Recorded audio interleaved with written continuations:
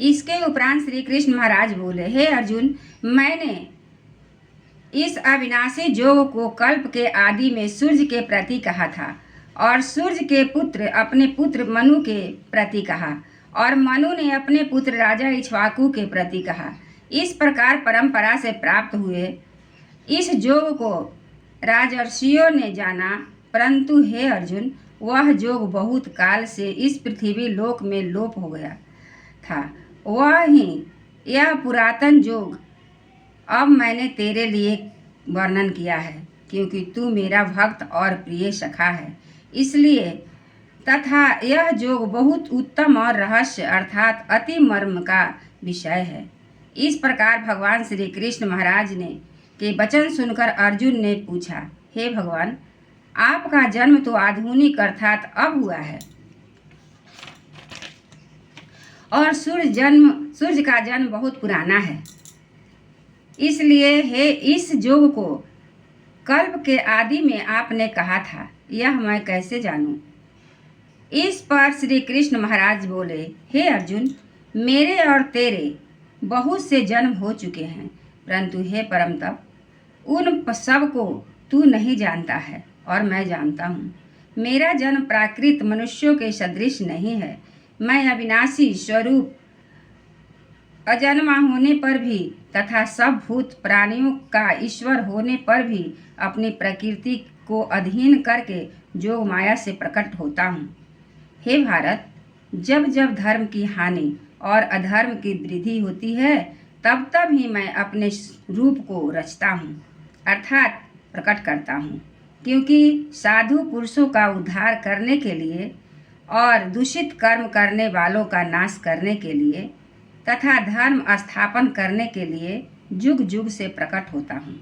इसलिए हे अर्जुन, मेरा वह जन्म और कर्म दिव्य अर्थात अलौकिक है।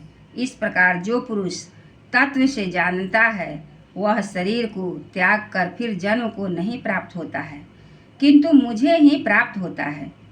हे अर्जुन, पहले भी राग भय और क्रोध से रहित अनन्य भाव मेरे में स्थिति वाले, मेरे शरण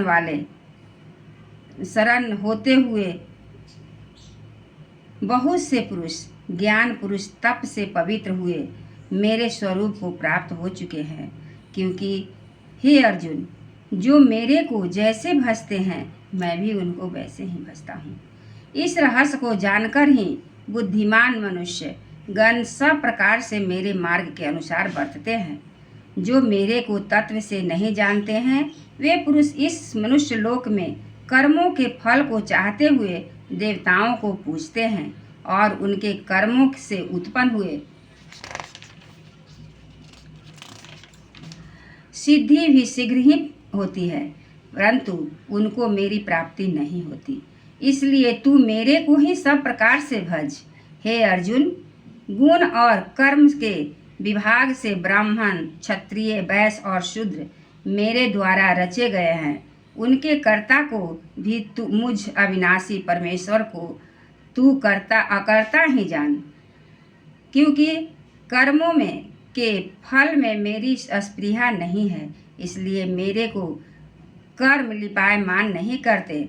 इस प्रकार जो मेरे को तत्व से जानता है, वह भी कर्मों से नहीं बंधता है तथा पहले होने वाले मुमुक्षु पुरुषों द्वारा भी इस प्रकार जानकर ही कर्म किया गया है। इससे तू भी पूर्वजों द्वारा सदा से गए हुए कर्म को ही कर, परंतु कर्म क्या है और अकर्म क्या है, ऐसे इस विषय में बुद्धिमान पुरुष भी मोहित हो जाते हैं। इसलिए वह कर्म अर्थात कर्मों का तत्व तेरे लिए अच्छी प्रकार कहूँगा कि जिसको जानकर तू अशुभ तथा संसार बंधन से छूट जाएगा।